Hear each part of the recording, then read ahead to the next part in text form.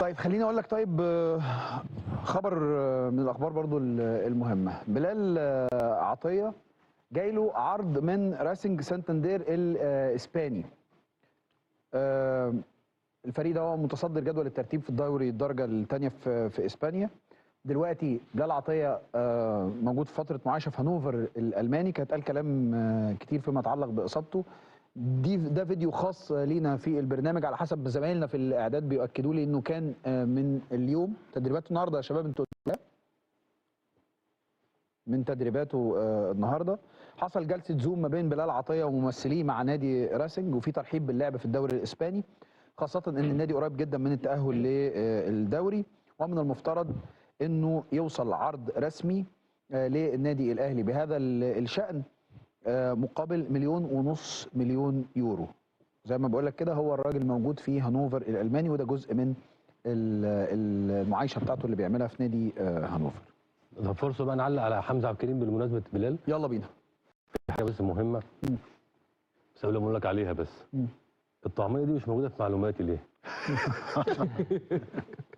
ده تفرقه رسمي. ايوه تطور الاداء يا دوبك على القد. ده تطور الاداء. هنحطها فين عشان ما تاكلش وانت واقف. انا بدات احس والله العظيم ثلاثه انه كلكم عايزين تلغوا الكره مع فايق، وكله عايز يشتغل قهوه فايق. كل الضيوف بسرعه. عم حسن والصحبه. عم حسن ومصطفى والقعده الحلوه. ماشي. بص يا ابراهيم، حمزه عبد الكريم طلع الفيزا، عشان كان في ناس بتقول ان في مشكله في الفيزا. طلع الفيزا بتاعت اسبانيا واستلمها خلاص. تصريح العمل بدا فيه اجراءاته. اول اجراء في تصريح العمل، اول اجراء هو توثيق العقد في السفاره والخارجيه. ماشي. وده بدا فيه بالفعل توثيق العقد الثلاثي ما بين الاهلي وبرشلونه وحمزه عبد الكريم. في الساعات الاخيره حصل كلام ما بين حمزه ووالده ووكيله والنادي برشلونه الاسباني على فكره القيد في نادي في فرقه الرديف. فرقه الرديف عندهم مشكله ما في القيد. كويس؟ فطرحوا فكره انه يتم قيد حمزه عبد الكريم في فرقه الشباب. فرقه 19.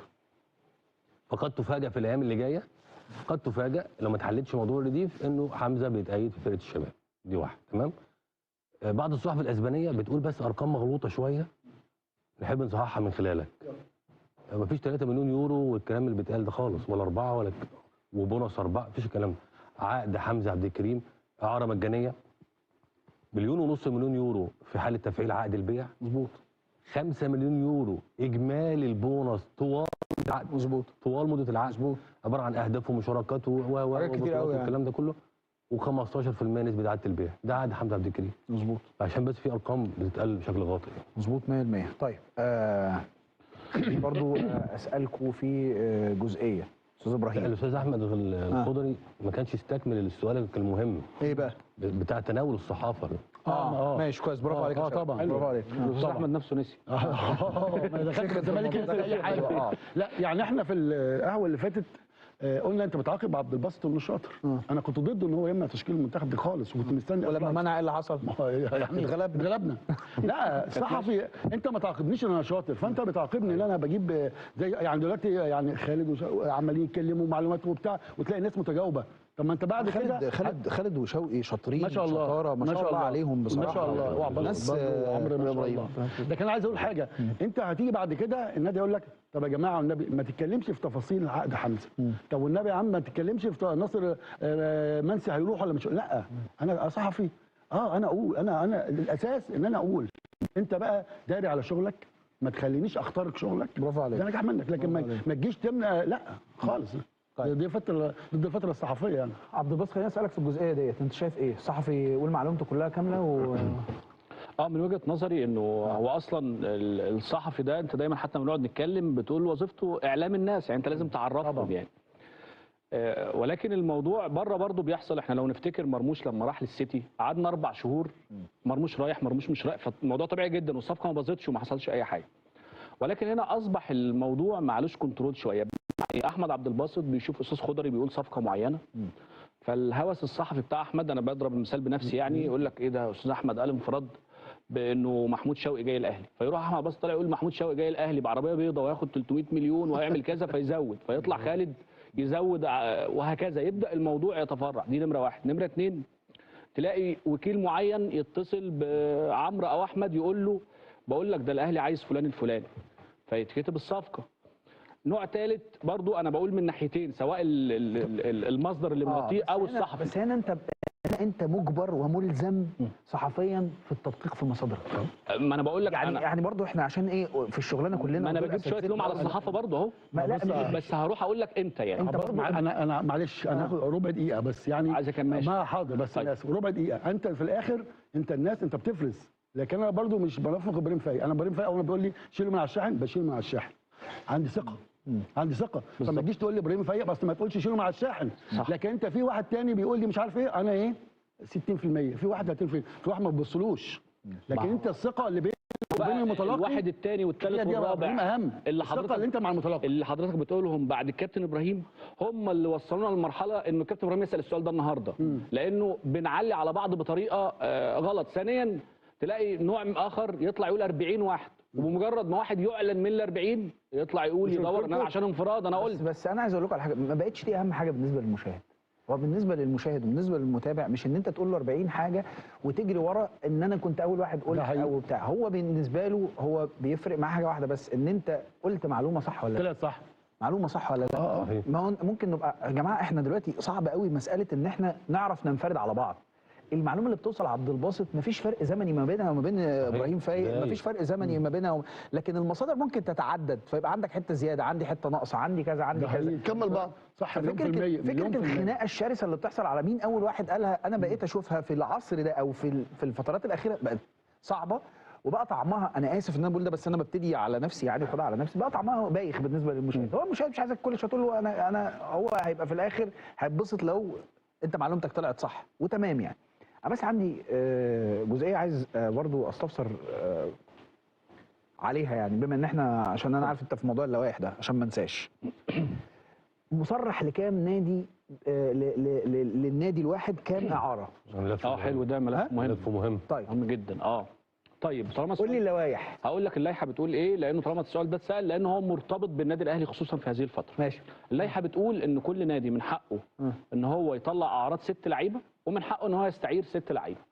فاللائحه هنا في تعادل بما لا يزيد عن 3 في نادي واحد لنفس النادي، بما فيها انه انت تطلع لنادي واحد ما يزيدش خلينا عن نتشارك مع الحوار مع بعض، مش لازم بالترتيب يعني. اصبح موضوع انه الناس تيجي تقول لك نادي زي النادي الاهلي السنه دي مطلع اكتر من 6 لعيبه. ماشي. طيب هو طلعهم ازاي؟ بالك يا احمد ده على مستوى الفريق الاول. ال6 دول للفريق الاول. ايوه. دون الاجانب ودون الناشئين. بالظبط، ما هي اللائحه حتى في عدد الاجانب والناشئين. هو حد راح معبيهم كلهم في قفه واحده وقال لك الحق الاهلي عمل اعاره ل 15 واحد. وهو ده اتحاد الكوره بيجامل الاهلي. ما انا هكمل علشان ما يجتزأش اللي انا بقوله يا استاذ ابراهيم. انه لما تيجي تطلع اللعيبه والنادي الاهلي يطلع اللعيبه، انا بقول لك دي ثغره موجوده في اللائحه. ده تحايل قانوني موجود في اللائحه، لم يبدا منذ اليوم، هو بدا من 2015 وما بيستدعيش اسم الزمالك هنا. الزمالك كانت قائمته ممتلئه وعمل هذا حصل. والناس لو دخلت عملت سيرش قائمه الزمالك ممتلئه اللي هو العقد الثلاثي. ايوه. الناس عايزه تفهم يعني ايه العقد الثلاثي. بص، العقد الثلاثي ده يا كابتن ابراهيم هو مش عقد بيتكتب بتجيبه من المكتبه زي عقد ايجار شقه ولا بتاع من وبتكتب سوري. تعاقدات اتحادات الكوره والانديه هي صيغه واحده وموحده وما ينفعش تخرج براها. ماشي. ايه الثغره اللي بتتعمل؟ الثغره اللي بتتعمل وهضرب لك المثل بلعيب زي قفشه واحمد رضا لانهم خرجوا بنفس الطريقه. بيعمل ايه؟ هيطلع قفشه من النادي الاهلي نادي الاتحاد، بيتعمل عقد بيع من النادي الاهلي نادي الاتحاد، عقد بيع اهو تمام جدا بمده ال6 شهور. وبيتشال من على السيستم. وبيترفع من على السيستم، هو مش على ذمه الاهلي ولا عقوبه النادي الاهلي. صحيح. طيب يكمل العقد الثلاثي ازاي؟ بيروح قفشه وهو رايح بيمضي على عقد، وقفشه بالمناسبه كان فاضل له السنه الجايه، راح ممدد سنه كمان وماضي عقد جديد مع النادي الاهلي يبدا من شهر 6 اللي جاي.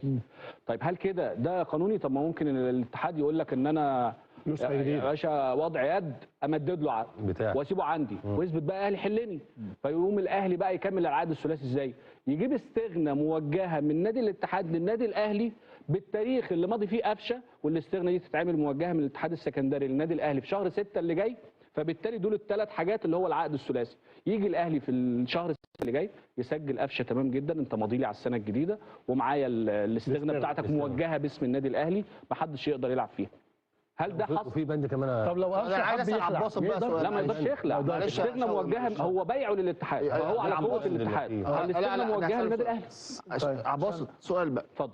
لو النادي الاهلي تمام في العقد بتاعه، ونمسك مثال لقفشه ماشي. عمل بيع قفشه، انا بعت قفشه للاتحاد السكندري، وحطيت بند في العقد بتاعه ان انا يحق لي استرداد محمد مجدي قفشه في حاله ان انا دفعت 10 مليون جنيه. ده مش حل؟ البند اللي كنت هقوله له ده مش حل؟ انت بتسالني على دي أنا صيغة لا، من- دي لا صيغة. بص دي ينفع تعمل في الشروط الخاصه موجوده في الشروط الخاصه ان طب انت إذا تحط فين اللي انت المشكلة عايزه هنا؟ بس في الاول وفي الاخر انا بقول لك ممكن يتم التلاعب فيها باي ده صيغه مش عشان تلاعب. كده لا لا بص بص لو ما اتعملش استغناء انا دارس قانون فالاتحاد السكندري تلاعب يقدر يمدد لقفشه لو ما اتعملش استغناء.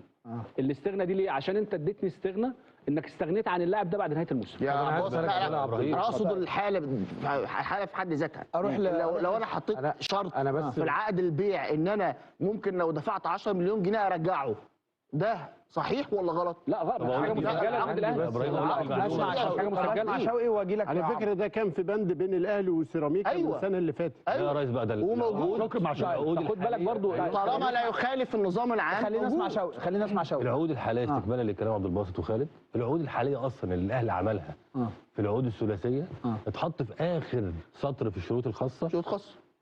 كده يحق للنادي الاهلي استعاده اللاعب ايوه بمجرد اختار النادي الاخر قبل نهايه الموسم الجاري بدون فلوس.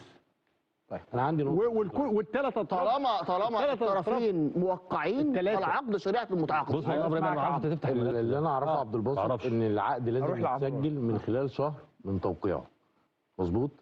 طب ازاي العقد اتوقع النهارده ومفروض يتسجل من خلال شهر من توقيعه ويحصل تحايل قانوني وكده كده اصلا مش حاجه اسمها الاتحاد تحايل قانوني في القانون. انا مش حاجه اسمها تحايل قانوني. مقنن هو تحايل يا خالد مقنن تحايل مش مقنن. تحايل تحايل. مش حاجه اسمها كده. وازاي والاتحاد هيجي يغير لون العقد ده في الصيف. هو فهتقول لي ازاي العقد اللي مضاه دلوقتي مضاه في الصيف ولون العقد اصلا بيتغير في الصيف. انت هنا بتستدعي حاله كهرباء علشان الناس بتستدعي هذه الحاله والناس بتقارنها بحاله كهرباء. حاله كهرباء كانت مضى عقدين مش عقد واحد. العقد الاولاني لما ما تسجلش تم تكرار اعاره كهرباء، فيومها الزمالك قال له اقعد انا قرصه ودني لازم تمضي على عقد اخر. دي نمره واحد. نمره اتنين، هو هنا انا قلت لك انه ماضي العقد ب 15/6، فالشهر اللي انت بتقوله يبدا من 15/6 ما يبداش من شهر 15/7. يناير. حتى لو اتحاد الكوره غير العقود يبقى انا عندي العقد القديم. ما حدش وفي هيتكلم نفس فيه الا الوقت 16/6. الاستغناء ما بتتغيرش، هو معاه استغناء موجهه من نادي الاتحاد نادي. ولو كل ده اترفض يتم الاستناد اللي بدأ قلت لك ده الشرط الخاص انه من حقه يسترجعه في اي وقت. نروح لفاصل ونرجع نكمل.